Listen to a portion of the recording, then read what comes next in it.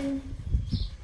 Our scripture reading this morning comes from Deuteronomy 31, and it's selected verses from 1 to 8. I've left out a few verses of God talking about destroying nations, but would like us to hear the encouragement in between. Then Moses went out and spoke these words to all Israel. I am now 120 years old, and I am no longer able to lead you. The Lord has said to me, you shall not cross the Jordan. The Lord your God himself will cross over ahead of you. Be strong and courageous. Do not be afraid or terrified because of them, for the Lord your God goes with you. He will never leave you nor forsake you. Then Moses summoned Joshua and said to him in the presence of all Israel, be strong and courageous, for you must go with this people into the land that the Lord swore to their ancestors to give them, and you must divide it among them as their inheritance. The Lord himself goes before you and will be with you. He will never leave you nor forsake you. Do not be afraid. Do not be discouraged.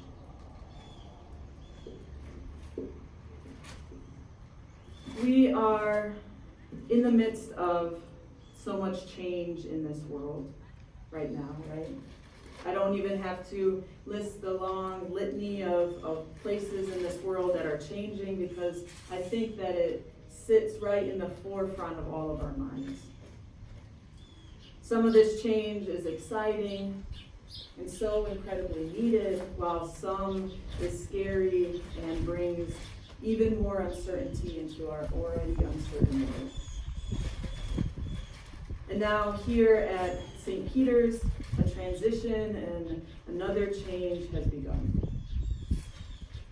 I believe that most of you already know or have received the news that this past Tuesday I shared with council after deep prayer and discernment that I've come to the clarity that now is the time for me to step aside as your pastor, as pastor of St. Peter's. I recognize that this news came as a shock, or comes as a shock to many of you, and that it's not easy for any of us. This week has revealed such mixed emotions within myself, and also expressed by many of you. It has been a tough week all around, but I thank those of you who have been willing to sit down with me and have those not so easy conversations. As I look back over the almost 7 years that we have been in ministry together, I recognize that we have definitely had a roller coaster of a ride, right? But I'm thankful for every hill and every dip, and I'm thankful for the ways that God has been present through it all. I especially thank God for each and every one of you. I love each of you dearly. And as I stated in the letter that has gone out, if you haven't received it yet, you should soon. I express that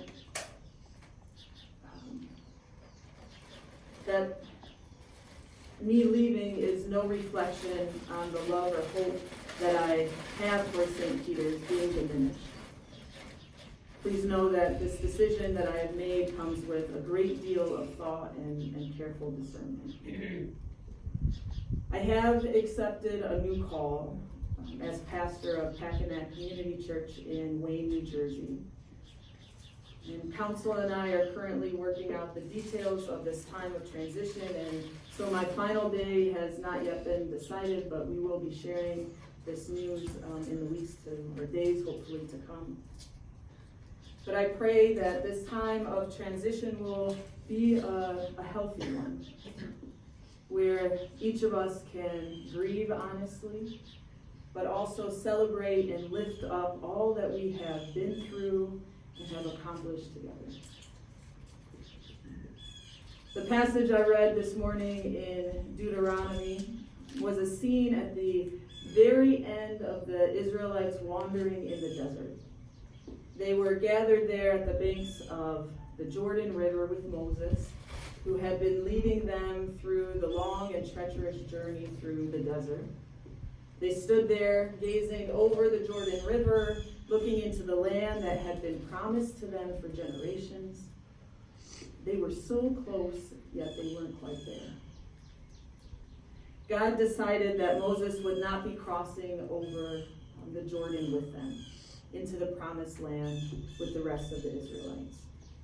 So we hear Moses' words of encouragement to the people that he loved dearly.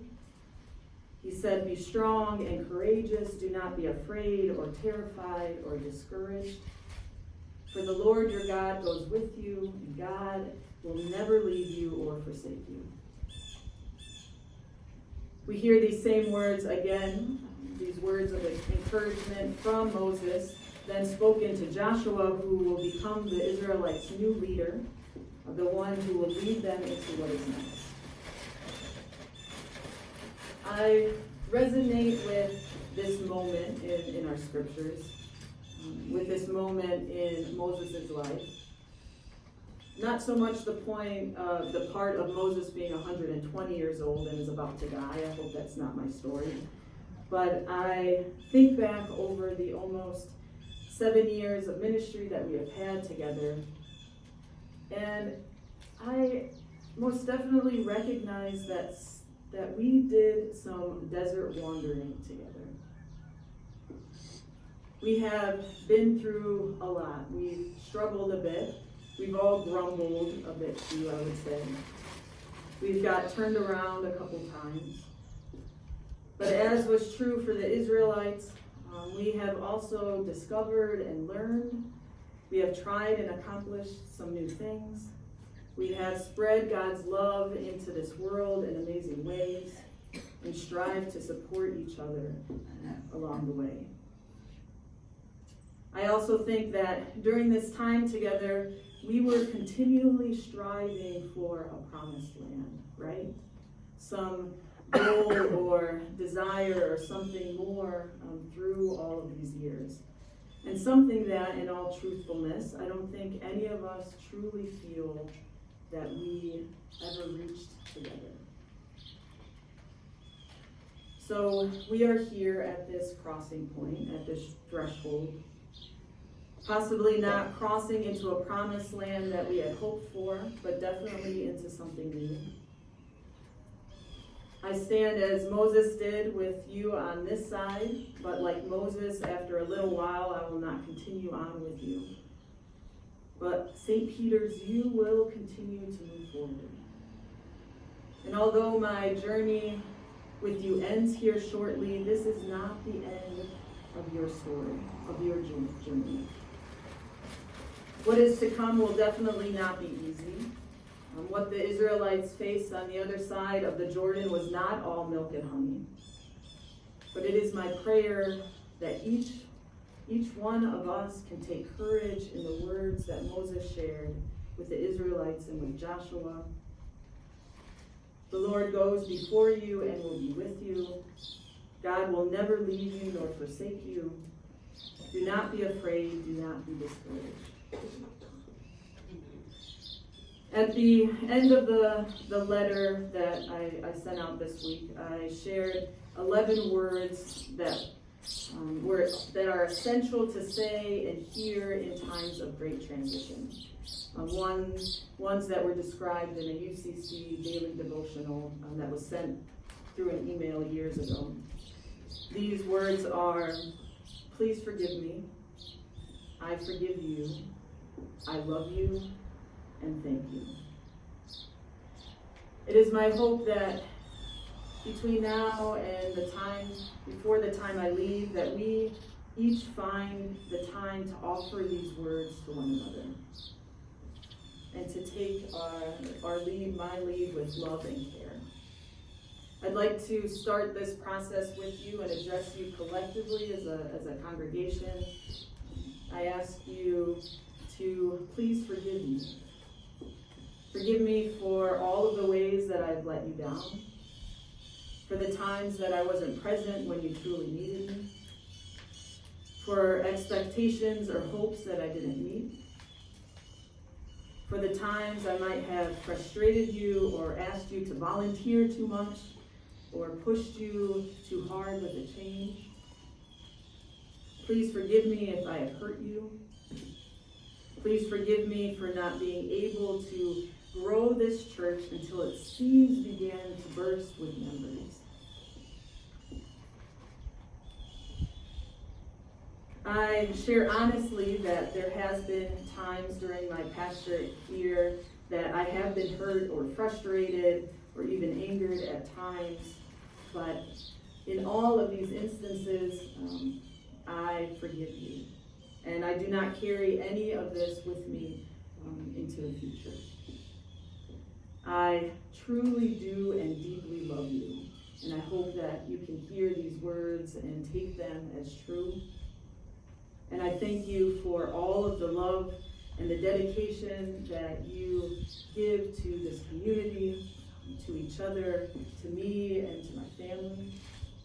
And I thank you for continually striving to bring more love into this world. As I leave this place, I will miss each and every one of you in this community and this church dearly. I know this message has sounded a bit like a final farewell speech, but I assure you that we do have some time together. I'm not ready to say goodbye quite yet, even though maybe some of you are. I'm not. I'm not ready for that. But today, as we gather here in this place, as we move into the days ahead, again, I hope that and pray that all of us can remember the words of Moses, that the Lord goes before us and will be with each of us, that God will never leave us or forsake us, and the encouragement to not be afraid and not be discouraged.